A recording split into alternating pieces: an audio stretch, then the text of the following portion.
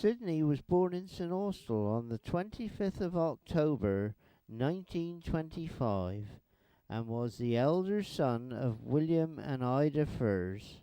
He moved here to Beach House at Gwythian in 1929 when his father was given the responsibility as superintendent of the Beach Tin Operating Company. Sydney grew up with his younger brother Robert. Sydney is on the left and Robert is on the right. From an early age, Sydney took part in many activities in the village. He can be seen in this pantomime, front row far right. Sydney attended Hale Grammar School and cycled 5 miles each way in all weathers. On leaving school, he started an apprenticeship with Holman Brothers of Camborne. He worked in the R&D department. This is where he developed his skills as a sound engineer. This man, Tree Holman, had the foresight to set up a film unit. It included Sydney Furze on camera with his assistant, Eric Harvey, and the projectionist was Leonard Hart. Films that Sydney and Eric made and still photographs of Charlie Roberts are the only evidence of what Holman's was like in those days. From left to right, Sydney Furze, Eric Harvey, and Leonard Hart. In the background is Brian Nichols. Sydney on location. One of Sydney's work colleagues, Leonard Hart, told me what he remembered about the film unit. Sydney first in 1947 when I joined the firm. Oh, yeah, yeah.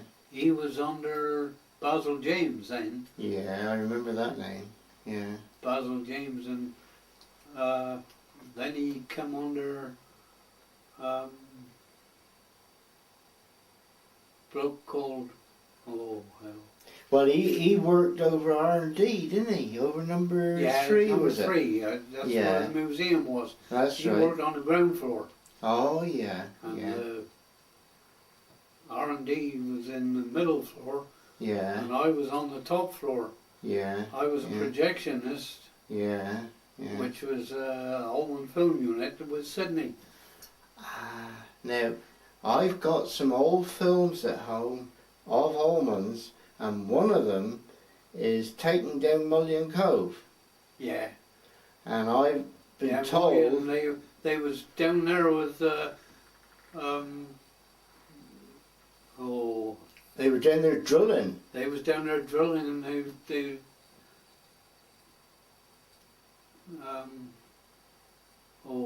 putting railings in, were they, or something? No, they were grouting. Oh, yeah. They were filling concrete in. Yeah. That's what the holes were for. Yeah. Yeah. They was down there. Yeah. Well, I got that one, and I'm told Sydney filmed that. Yeah, all film unit. He also went up to Wales with the Dorothea mine. Oh, yeah. This Cornish engine up there. Yeah. The last was made. Yeah. He filmed that. Well, did Sydney only do cine films? Because Charlie Roberts was... Yeah, Charlie Roberts was the stationary man, but Sydney did this with the Peter Bullet H16. He did the mobile. Yeah. And was there anybody else that used to film with him, or was it mainly Eric Harvey did it? Ah, I see. Eric was down McLab with young Sydney. So it was just those two, really? Yeah. Oh, I see. Yeah, and I was a projectionist and editor. Yeah. You know, I did the editing of the films. Yeah, because I know I asked for a editor, and they said you won't get that, £100, you know, it's a lot of money. Yeah. And Tree Holman said, go on, have it. Send up and had it right away. Did? Yeah. But I tell you what, did you see the television where they found all those old films? No, Yeah, they found them stored somewhere in an old storeroom in Holman's, and they were covered up with a load of rubbish. Yeah. And nobody knew where these films had Because I gone was to. employed to serving the world. Yeah. Cook made the films Oh, yeah. in 1985. Yeah. He made the films 86, 87. What went on in its foundries and work.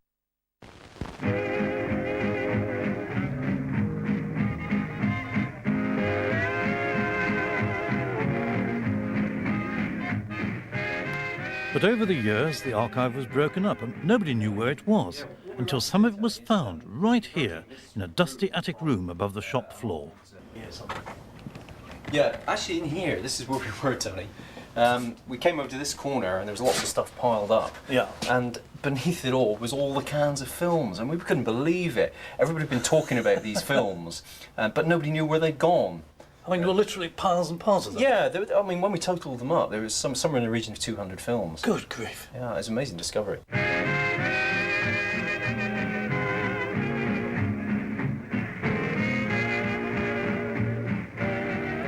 And that hoard of treasure included still images like these, now in the careful hands of the Trevithick Society. These really are amazingly good pictures. I mean, it's obviously the works, the old works, with very old-fashioned conveyor belt, lots of blokes at work. I mean, how many of these have you got? Of these black and white glass slides, about 500. But of the black and white negatives, about 26,000. 26,000? That's the start. We have 8,000 colour 35mm slides. In addition to that, we've got about 2,000 colour positives, possibly a similar number of black and white positives. That's an enormous amount of material. It's incredible.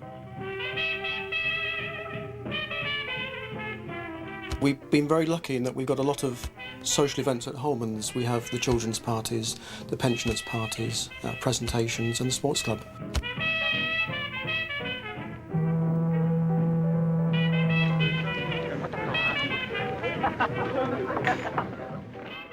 Southwest Film Archive. These rusty cans hold years of local history. And here is the Holman Archive. The few films that have been seen so far reveal glimpses of Cornish life of 60, 70 years ago and how things have changed. This is Mullion Cove in Cornwall. Look at this guy here. I mean, there he is out on this roaring sea, and he's got a mac out together with bits of string and welly boots. You can't help wondering, I mean, nowadays that would just be closed down, wouldn't it? I mean, they're not wearing any safety gear. No. They're wearing Wellington boots on a wet quay there. Oh, and somebody is going to be able to identify who these people are. More of the archives that Sydney was responsible for filming.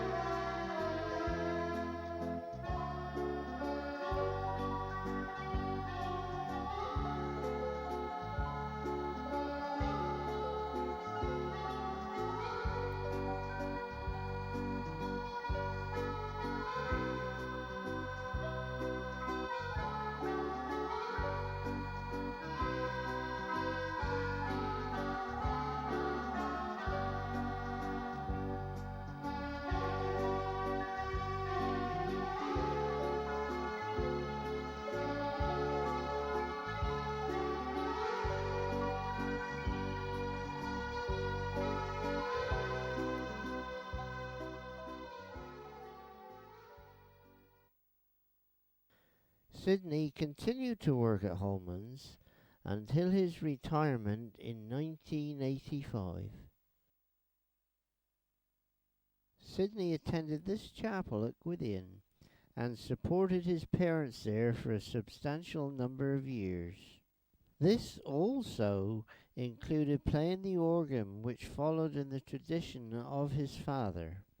It was at Gwydion that he met his wife-to-be, who came with a group of young people from Camborne Wesley to sing at the chapel. Sydney married Betty Berryman, an accomplished singer, in June 1954, and later had their only child, Mary.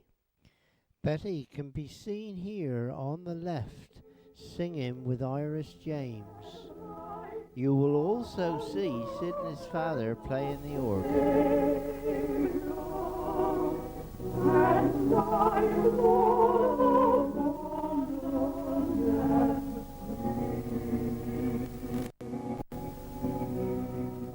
The Furze family preparing for Harvest Festival. It includes Sydney and his mother, Mary Hodge, Sydney's sister-in-law, Robert and Jean's son Peter, who was a very talented musician. Unfortunately, he died not long after this film was taken. Robert's wife Jean and Robert on camera.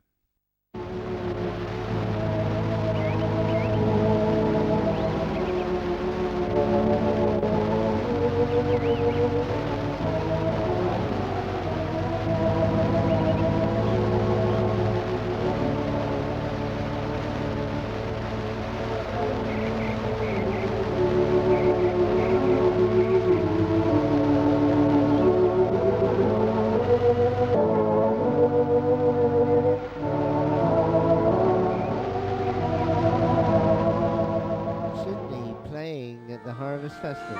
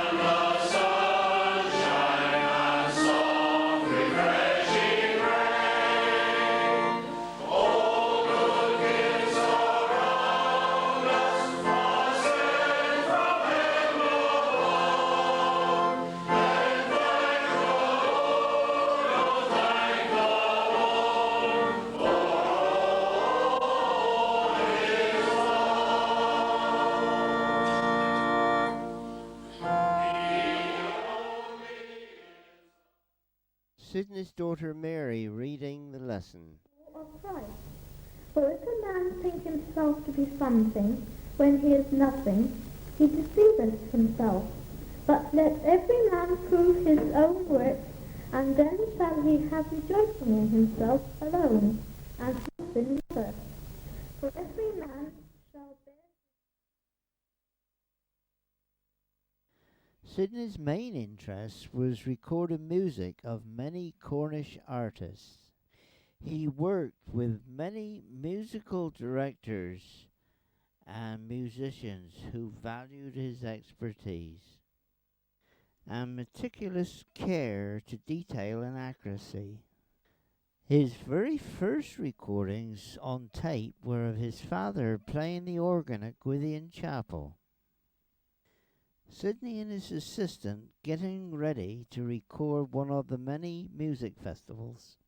And here he is at home checking his recordings. People will have their own memories of these occasions with Sydney. Here are just a few. We were then living in Churchtown House, Gwydion, and I was attending Gwydion Chapel, which was run entirely by Gwydion Furze, And of course we knew all the Furzes. There was Robert and Jean and little Peter. And then occasionally Sydney would turn up. Now in those days we had the old organ in the chapel, which was well, it was a harmonium really, American organ. And that was pretty grim. May Johns used to thump it out. And it was only later that the Furze family bought a proper electronic organ, which is still... The organ that Charles was talking about was donated by Robert and Sydney in memory of their parents. I think the first time that I came in contact with Sydney was in the early 70s. Yeah. And he approached me about doing a recording with my singing partner David Rashley at Reduce Wesley in those days. We used to sing duets together, and he was keen to get some of these duets on a recording, not for commercial purposes, but just for our own, Yeah. you know, Your own amusement, really. really. Yeah. And we went in with Ruth Wesley and recorded some songs and some duets with Sydney, and Betty was there. That's Sydney's wife. First wife. Yeah. Betty was there, and sadly it wasn't long after that Betty died. Oh yeah. But that was my first encounter, if you like, with Sydney. But we became great friends after that. In fact, he talked me into doing my first recording, which was with this Songs of Sincerity. Oh yeah. Which I made in aid of Cornwall Kidney Fund. Yeah. That made a lot of money, and that was my first recording with Sydney, really, on my own. Yeah. But my very first recording was done in 1975 in the Plaza Cinema in Truro with Camera Band and Trevisco and 4-inch choirs and Junkie House, ladies choir with Cameron Circuit ladies choir in those days, and we did this Celtic Land. And Sydney was doing a recording on that. He did all the sound on that. And that was on vinyl in those days, and that was in 1975. Oh yeah. And that was made in aid of the RNLI. So but Sydney was not only was he a wonderful recording engineer, but he was a musician as well. So he knew exactly what was required. That's right. Both with the recording side of things and of course musically. If there was something not quite right, he had it in a minute, you know. Yeah. And people who made music with Sydney had the benefit of his expertise both ways, you know, with the recording side and of course with the music, as I just said. So yeah, great man. Yeah, and I suppose also that he knew exactly where to place all the microphones and everything for the best results. Well, he did, you know, and he knew exactly. Yeah. I shall be always greatly indebted to Sydney in more ways than one, you know, because he encouraged me a lot to record and to make music, and we became very great friends. He used to come here, and I used to go out there, and Marlene, my wife, we used to visit him, and if it was always a very late night job when you went out to Sydney. It was always midnight or after. Because Sydney would keep throwing the logs on the fire and bringing in all the recordings that he wanted for us to listen to. Well, somebody else has said that to me. Oh, really? Yeah. Throwing the logs on the fire, because after the recordings, you had to go back to the house as a committee or whatever and listen to what you just recorded. That's right. Yeah. Anybody who was involved with music in Cornwall would know Sydney. Yeah. They would have come in contact with him somewhere along the line. If they were in choirs or bands, he was well known in the music circle. I shall be forever indebted to him. Yeah. For what he did for me. He helped you a lot. And encouraged me. And all my recordings, I've recorded 4 now, commercial recordings. 5 really, with Jean Yendel's recording. Jean was a head of music in one of the Truro schools, and she rang me one day and asked me if I would be interested in singing her songs. Sydney had apparently put her on to me, and I said yes, I would. So I went up and we rehearsed some of this stuff, and they're wonderful songs. I think there was altogether maybe 13 or 14 songs that she wrote, and I recorded them all. In Truro School with Sydney, that all that Sydney did for Cornish music has not been recognised by the Gorset. It was, I think, if anybody deserved a bardship for what he did for Cornwall, it was Sydney. And I don't really understand why that wasn't recognised, but I suppose I'm to blame because I'm a Cornish bard myself, and I should have looked into that, but it went out of my mind. I didn't think about it, and I feel sad about that I didn't do something about it. Do you think he would have liked that, or? I think he would have done. Yeah. I think he would have done. I should have, looking back on it, I should have done something about it. Because when you think of Sydney, he's always in the background. He was. You know, you never knew of Sydney as such. No, there's a lot of people that listen to recordings that he made over the years of all the Cornish choirs and bands, you know, that don't, he's never been recognised by the radio. People play his recordings. Yeah. They know his name, but they don't know his face. That's right. Yeah. And, you know, I think really there was an opportunity missed that something wasn't done on Radio Cornwall when he died. Yeah. In fact, that might come about now. I was thinking that. That might come about where somebody. I'm sure that if Chris Blount was anything to do with Radio Cornwall now, he would have done something about it. I'm sure that. Perhaps somebody who may look at this DVD, somebody from Radio Cornwall may decide to do something about it. This is just one of many recordings of Sydney Mitchell, where Sydney Furze was the recording engineer. Amazing grace, how sweet the sound that saved a wretch like me. I once was lost, but now I'm found. Was blind, but now I see. I believe you know Agnes Jane very well. Yes, Agnes have been my accompanist for the best part of 40 years, I suppose. We've been singing and playing together for all those years, and she's been absolutely fantastic to me as my accompanist. We've travelled lots and lots of miles together. But Sydney was a great admirer of Agnes. He thought that she was the absolute bee's knees, if you like, as far as accompanying go. And I have to say, I share that sentiment as well.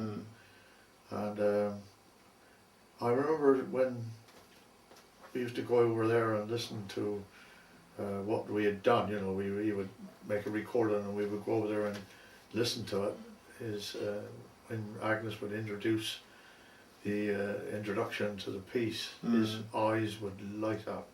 He used to say, "Isn't she wonderful?" And she is, absolutely. Yeah, and I remember about a couple of years ago, he rang me one morning here and he said to me, "You doing anything this afternoon?" I said, "No." He said, "I'd like for you to drop out." So I went out there, and Joan, as always, made us welcome. Ornine went as well. And he said, "There's someone I want for you to have." And he gave me a box with this microphone, brand new, in its box. And he said, "I'd like for you to have that. I bought that for you." And he said, when you're out and you use it, you can always think of me. And I always do. Whenever I'm out and we use this microphone, I had to think about Sid every time. Yeah. And he gave me that as a present. And I treasure it as well. I bet you do. You know, yeah. it was very kind of him to do that. Mm. So there we go. You're going to miss him a great deal, aren't you? I miss Sid a lot. Mm. And I thought this funeral service was wonderful. I believe you were there, weren't you? Yeah, yeah. And they paid tribute to him, and I thought a wonderful tribute they paid. They did. Yeah, he was Cornish music will miss Sydney. Yeah, yeah, I'm sure they no matter whether it's singing or playing. Mm. Yeah, Say I think about Sydney just now before we. What about the wood when you used to bring in? Oh yeah, that's what not you relevant, used is to it? do after the recordings. Yeah, when we used to go up in this cinema room up there, Yeah. and the bungalow's laid out with a corridor in the middle, middle of the bungalow. And he used to say it's cold, and he used to go out and fetch these logs of wood, you'd never forget, because he'd come in, and he used to walk that fast, didn't he, with these great log of wood to put them on the fire and get the fire up the chimney, so you could be really Also, he never lit the fire till he come home. All the fire was lit. Oh, He wanted to keep it going, he used to go, I always remember he used to go out and get this, but to keep it going, because we were up there, we could have been up there how many hours with listening to the recording. Then, as I said just now, we had to sit on a special chair. The speakers had to be exactly positioned so that we could hear the best part of the recording, Yeah, well, he's a perfectionist. Yeah, he was a perfectionist, definitely. And he was behind us doing the recordings, you see. Was he? Yeah. Yeah. But he was so good. Operating all the controls and everything, Yeah. Yeah. He used to have all this stuff piled up with all the wires and. Yeah. He used to have a grand make evening of it, really, cause he was so good for company, really. Yeah, I got photographs home of him with all his gear on, his headphones and all that. Some equipment he used to have there, yeah. And he used to say, now, we got a have you heard this recording? Didn't he, Leonard? Bring it come in with different recordings. And you must hear this, and then out comes these recordings, just after. Yeah. So it was always music. Yeah. We used to go up there very often, really, Used to see him a lot. Yeah, well, I think Robert has got some video footage that he's going to transfer from me, or cine film, not video, of Sydney playing down Gwithian Chapel. Yes, because he used to talk about that. Because I don't think I've ever been in Gwithian Chapel. He used to tell me about it. He used to play down there. Well, his father used to run that place really, because it was closed when Mr. Furze came down there first in 1929, and he got it open again, Great workers then, really, weren't they? Oh yeah. And then Robert used to take over playing the organ sometimes, but they kept that going. Sydney was a very dedicated person to music. He was. Very dedicated. Nothing was ever too much trouble. Yeah. No, and then he used to give you used to do off a quick tape for us to hear, bring it home, before the actual recording came out, so we can listen to it again and see what he really was excellent, really, with the music. Everything had to be done really, and no computers like there are now. This is all. What he had to do was all in this way, And then the chances are you had to hear the finishing recording as well. Then you can come up again. You must come up and hear it again. We got some good tales of that. And then we did this special recording. I think Sydney suggested that, doing that recording for the. We did a tape. Now you ought to do a piano tape, Agnes. So he said we'll do it. He said I'll sponsor it. So we recorded it at Cameron Wesley, and the first time he'd done, I think, double tracking, what you call it. Now they do a lot. But I did we took the Hammond organ, we got it, the Hammond is down in Sunday school. But the Hammond organ, we took it there, and we used Wesley piano, and he double tracked, one or the other, like they do now. A lot of people do it now, it's quite common, but at that time, I think that was the first one he'd ever done. Yeah. When we did it for, I think, half of as it happened, it was the blind then, and cancer, wasn't it? Cancer divided before it.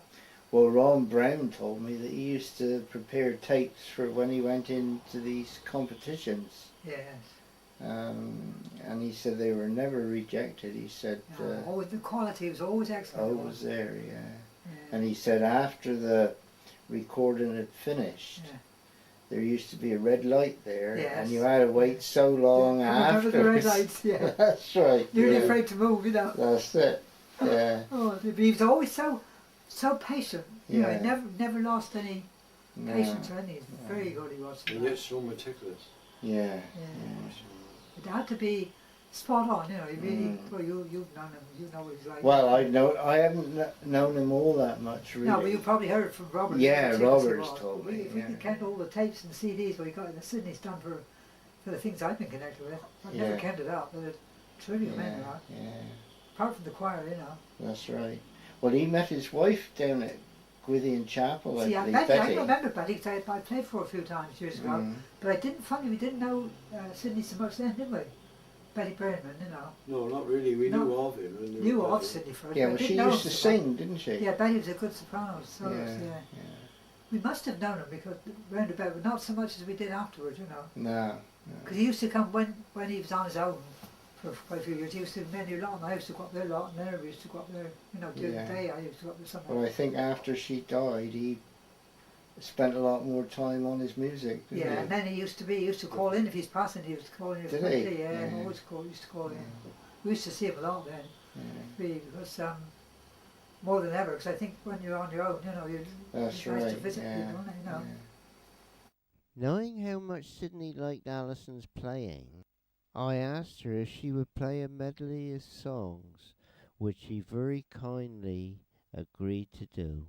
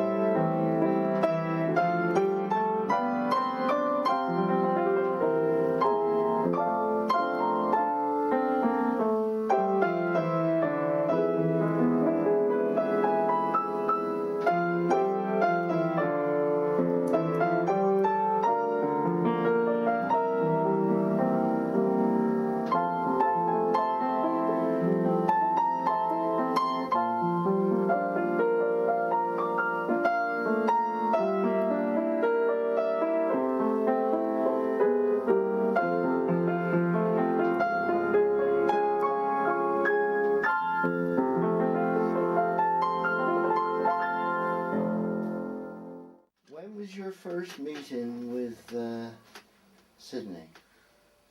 I knew him before I met him because I was producing the Morning Southwest programme in Plymouth back in the mid-70s, 1970s.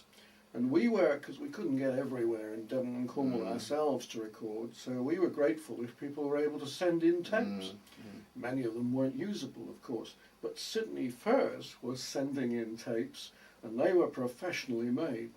They were 7-inch preps, or sometimes 10.5-inch. He'd post them up diligently to his implement. It was his latest choir recording, or band, or church group, or whatever. He was still in R&D at Holman's at the time. Yeah. I used to ring him there in the working day sometimes to discuss his tapes and so on. And so we could always broadcast those. Yeah. And we did quite often. That's how I came to know Sydney Furze first. And then another sort of milestone I like to remember, because for years I knew and loved Lilla Miller, Mrs. Rosewarne. Yeah. And her first tapes, the first ones recorded, were of course made by Sydney. And he also had, helping him at the time, a young chap from Camborne called Mills, Jeremy Mills. And Jeremy actually interviewed her on this first tape, how she got started and so on. And I think there was a tape in those early days with Lilla and another lady whose name I forget just for the moment. They did a double act, went round the WIs in different places. And it was very, very funny. So we were able to broadcast that. The Queen of Camborne, Mrs. Rosewarne, is here.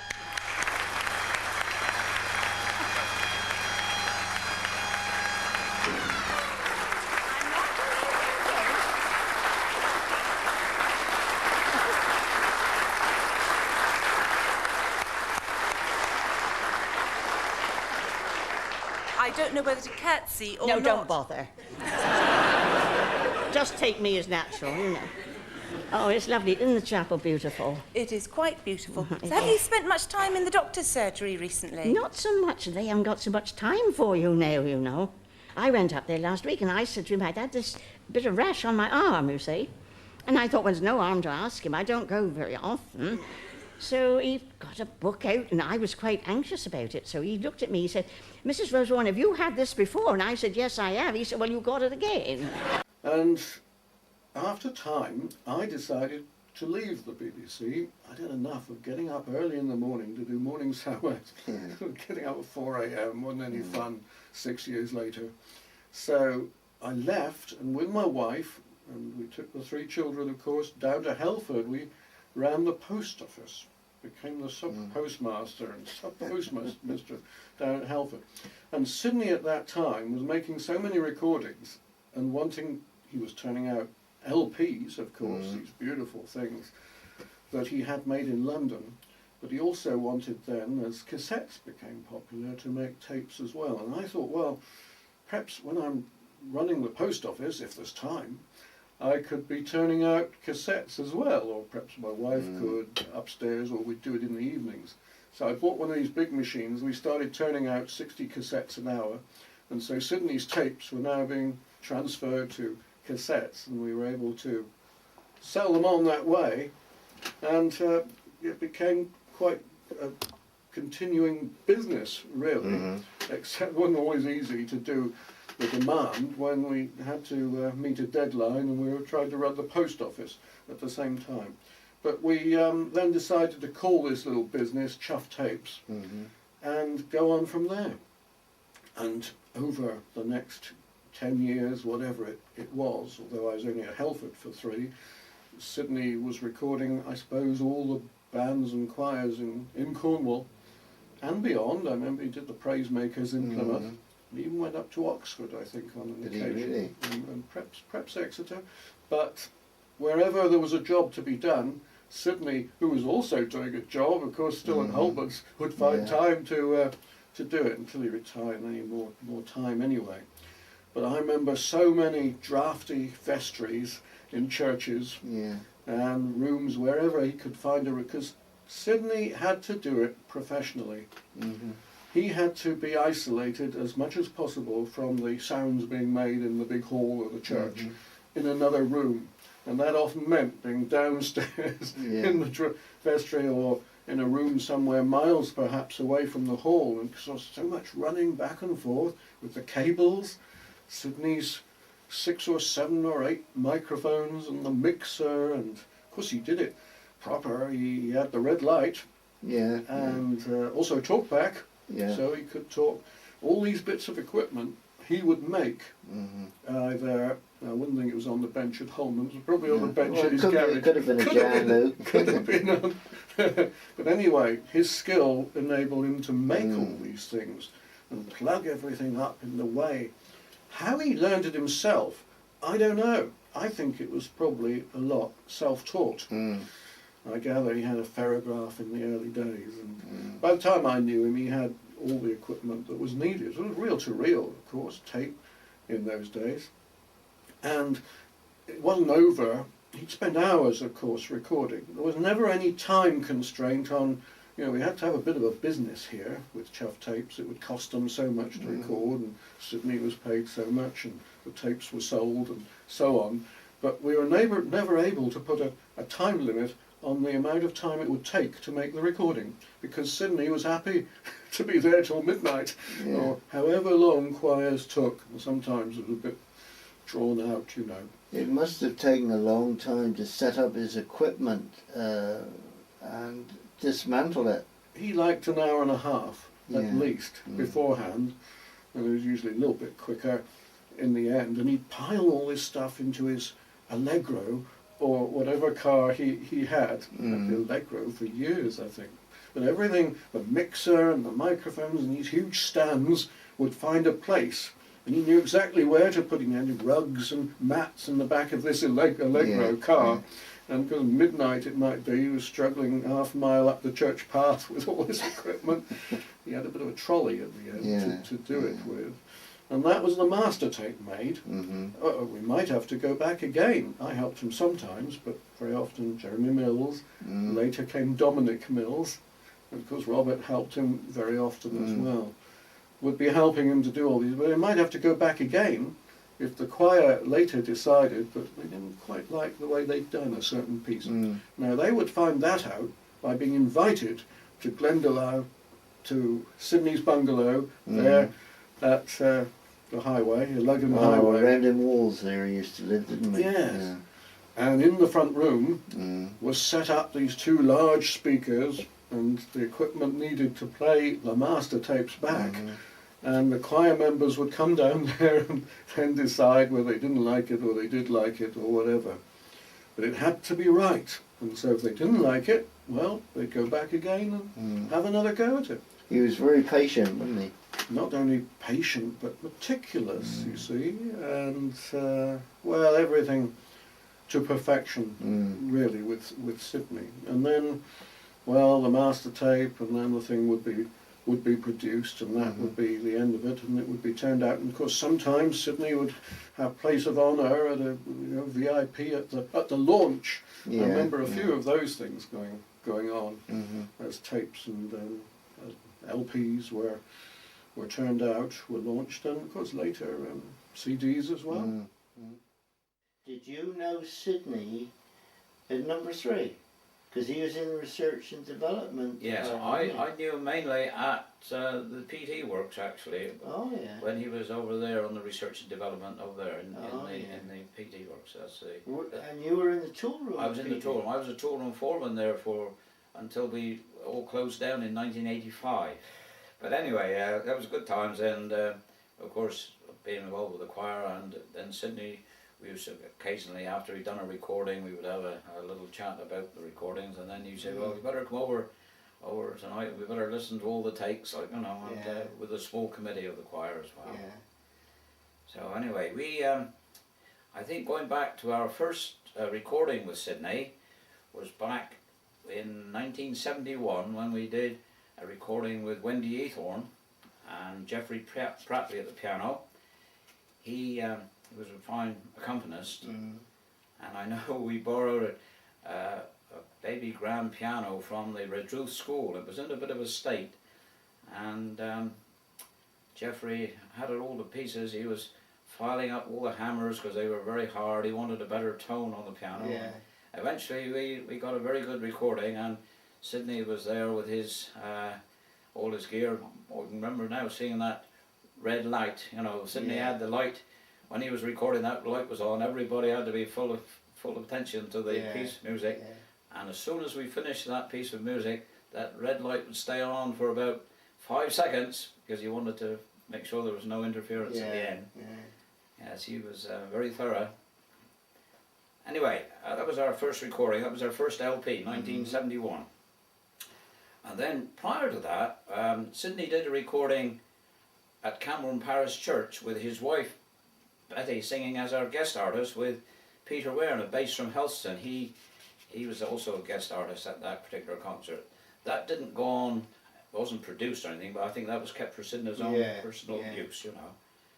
And as I say, going back to 1969, our 25th anniversary concert, the choir formed in 1944, 69, we celebrated with a special concert at the Trough Hill Methodist Church with guest artist Arnold Oates and Jean Norfolk. She was from Perranporth and Arnold from Truro.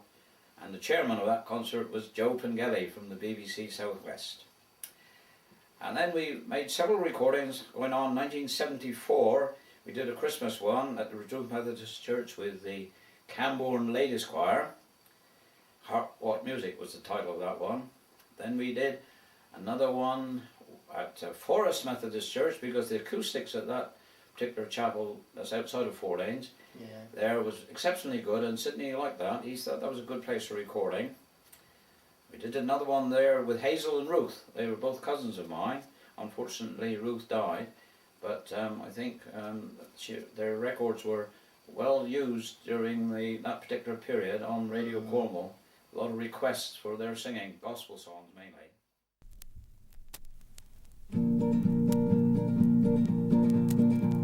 Deep gospel trains are coming, I hear it close at hand. I hear the cartwheels moving and rumbling through the land. Get on board, get on board, get on board, get on board, get on board, get on board. There's room for many more. I hear the band whistle coming round the curve. She's using all her steam and power and straining every nerve. Get on board, get on board, get on board, get on board, get on board, get on board. There's room for many more. And then we did another one in 1980 for Singing for Gold. The choir was fortunate in winning a festival at Cheltenham at the Gold Cup up there for that on that occasion. Yeah. So, and then we did another one at St. Michael's, Newquay. Sydney liked that particular church as well. That was before they had the fire up there, 1989. That was an exceptionally good place for recording, and quiet as well. Not too much traffic interference, you know. Yeah. And then Joy to the World was another Christmas one we did in 1990. And this was recorded both at Camborne Wesley Church and Redruth, and we took the best from the two concerts. Yeah. And on that occasion, Sydney and Robert helped to do some of the recording on that one as well, with his brother Sydney. And of course with the Camborne Ladies Choir on that particular record, and the Redruth Methodist Church Choir. And I remember John Hitchens was the euphonium soloist. Now I'm going to say that Four Lanes Choir is greatly indebted to Sydney from the very start, when we started making first recordings, and during that period right up to 1990 we entered 3 competitions up country, as we say. Yeah. One was at the Sainsbury's Festival, and another one was the Llangothlin Eisteddfod. Yeah. And another one at the Worcester Cathedral, the Eldar Festival. Mm-hmm. And on the conditions of that festival, we had to submit tapes, auditioning tapes, and if your singing was up to it, you would be allowed to enter in the competition. Oh, yeah. And Sydney prepared those for us, and they were never turned down. The quality of the recording was first class. Mm. So as I say, we were greatly indebted to Sydney for everything he did in assisting our choir at Four Lanes. I had a shop in Bond Street, tried a music shop for 5 years, and it was while I was in there that Sydney came across one day, because we used to close all day Thursdays. Yeah. And he came in, brought in his mobile equipment, and we had a session in there. Mm-hmm. I think we followed it with another one the following week. Yeah. And that way we did enough material for a cassette which went out with the title of In Sequence Again with Monty. Oh yeah. That was released through Chough tapes. We had a further session after that because Sydney suggested I put down some little shorts, as he called them, which could be of use with Radio Cornwall. Oh yeah. Little sing-along type tunes, you know, just once through, and that was it. Yeah. And we did that, and they again, I think he handed on to Chris Blount, and they had them for use up at Radio Cornwall. Yeah, yeah. Because Chris Blount said that the quality of the tapes and that he recorded were first class. You know, he didn't have to reject any. No. They were played on Sydney was Radio a very meticulous man, really. Very patient, because in those days, recording technique, particularly for organ, was you just went at it. Yeah. It was a straight take. So if there was a problem, if you hit a wrong note or any mistake, it was a case of having to redo it. Yeah. You know, you couldn't do drop-ins or anything like that in those days. It was just, right, stop, start again. Yeah. And off we went. Now, lovely fellow to work with. Lovely fellow to work with, yeah. Well, he was in himself, wasn't he? He I was. mean, I knew him when I was a little boy, but I only met him recently in the last few years, and then he was a lovely chap to chat to, and you know. I first met Sydney, of course, through Holman Brothers. Yeah. Because I served my time with the Holmans, and I was with Holmans until 1960, and I finished my stint in number 1 Chicken Tool Drawn Office. But prior to that, we'd been with Ben Simons in number 3 Chicken Tool. And in those days, Sydney was based over at number 3 with the research and development and the film unit. That's right. You remember him in the film Oh yes, unit, I do. you? Yes, yeah. I remember Sydney from those days. Yeah. I visited Sydney's home. You know. Where is that? When he was lugging there? When he was Reynolds. Yes. Yeah, Reynolds. That's right. Yeah. Because everybody had to go back there and listen to the recordings. Well, this was the occasion. You know, as soon as he'd finished the recording, he'd go home, check it over, and then the next thing was say, look, you can pop out when you like. It's ready for you to have a listen. Yeah. And if I remember, he had some super equipment out there. I'm not sure if it was Leek or TIAC, but it was some high quality equipment. Yeah. And a lovely piano out there as well. Did he? Yes, yeah. Those was in round wall days. That's right, Yes, yeah. Well, I think we've done very well, Monty, don't you? Thank you. Lovely. Is there anything else you can think of, no? Well, the only thing I can think of is the fact that I was always surprised that Sydney was never recognised for what he did by Cornwall. You know, I felt that the man has done so much for the history of Cornwall, the history of Cornwall and our heritage, really. And I think in years to come, people will realise just what he has done, because it'll all come up in future history programmes. Yeah. Well, Sydney Mitchell was saying that he was surprised that it was never made a bard. Well, that's really what I meant when I said for Cornwall, because a Cornish gorset or bardship would have been the icing on the cake. Yeah. It would have for him, really. Yeah. He rubbed shoulders with so many of them who were in that field. That's right. He recorded so much Cornish music, brass bands, soloists, male voice, mixed voice, and of course all his associations with the music festival. Yeah. I mean, untold people passed through the music festivals and he recorded them all. Yeah, a lot of people knew his name, but they didn't know his face, did they? That's right. You know, he was always in the background. Well, in a way, Sydney was one of those sort of people, really. He never sought the limelight, did he? No. He was passionately interested in what he did, and that's all he wanted to do, was really just get on with the job and do the very best he could, and he did. Right. Yeah.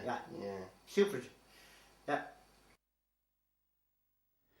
Jeremy Mills at the age of 11. Sydney started him on his recording career. Jeremy made time out of his very busy schedule to make this recording for me. Jeremy Mills. I'm actually in New Zealand at the moment, on Great Barrier Island off the coast of Auckland in New Zealand, making a series for the BBC called Castaway. I've been asked to say a few words about Sydney Furze, and my memories of him. I guess I remember Sydney first of all when I was about 10 or 11, which is some 30 or so years ago now, when I was still at school, and through the Camborne Wesley network and my mum, Mary Mills, Sydney very kindly offered to show me some of the things he was doing in terms of recordings. I had quite a passion for sound recording and television and radio at that time, and Sydney very kindly allowed me to go and sort of look at what he was doing and see some of his work. And over the next 4 or 5 years, I spent most weekends, lots of evenings with Sydney out recording choirs and brass bands and guitarists and all sorts of things, and doing stuff at the Camborne Music Festival and all those sorts of events that Sydney was so much involved in. He was a very generous man who gave a lot of time, had a lot of patience with me, teaching me how to record sound, how to edit sound, not only in the technical sense but in the artistic sense, the creative sense, what worked and what didn't work. I was very passionate about it, and he was equally passionate about it from his point of view. He was a meticulous man who always wanted to do the best. He had a very, very professional approach to the whole thing, even though of course it wasn't really his professional job, it was his hobby in many ways. He treated it as professionally, if not more professionally, than lots of people that I've subsequently worked with. So I spent about 4 or 5 years with him, going around Cornwall, recording all sorts of different musical events and people. And in fact, Sydney was the first person to give me the chance to interview anybody. He said that he would like me to do an interview of somebody called Lilla Miller, the comedian from Camborne, about her life and how she got into her routines and her acts and all that sort of thing, and asked me if I would do an interview with her. And that interview subsequently got used on the radio and many times on different recordings and CDs and all that sort of thing. And I have great fond memories of recording that in Sydney's front room over at Logan Highway. In fact, the room, as I think about that, it reminds me, it was very much like Sydney. Very, very neat. All the equipment put away in those wood cabinets with the neat lift-up tops, that all the gear was very neatly put in the background. And Sydney was a very neat man, and I remember that with great affection. Through Sydney, I was lucky enough, through his contacts with the radio, Chris Blount at what was then Morning South-West at the BBC in Plymouth, to go and meet Chris and the team up there, and gradually con my way into spending time with them, doing more of the sort of thing I've been doing with Sydney, but actually on the radio and in the radio station. And that's how effectively my career started. I don't think my career would have started without Sydney's help and without his time and the loan of equipment that he did so often, so that I could practice editing, recording and all that sort of thing. And I don't think I would have had the chances I've been lucky enough to have to be here in New Zealand, to be making television programmes and ultimately to be running my own company, had I not had that initial kick-start from Sydney. He was, as I say, a very neat and meticulous man, but he was also a very funny man. He had a very dry sense of humour, a very wry smile. He was always great fun to be with often very sort of off-the-cuff comments that he'd make while we were doing things. Never nasty, never catty or anything like that, but just very funny, and a very warm sense of humour that he had. And made those whole Saturday afternoons and evenings during the week such fun to do and such a great experience, let alone, from my point of view, the technical and creative experience it had. And I suppose in many ways Sydney was one of the sort of formative men in my younger years who showed me what it was to treat people the right way, and how it was to deal with people in a way that was fair, not obsequious, but giving them something back at the same time that you were trying to achieve an end that you were trying to achieve. So Sydney, I mourn his loss and his passing away with sadness, but also a great deal of affection and a great deal of very, very fond memories.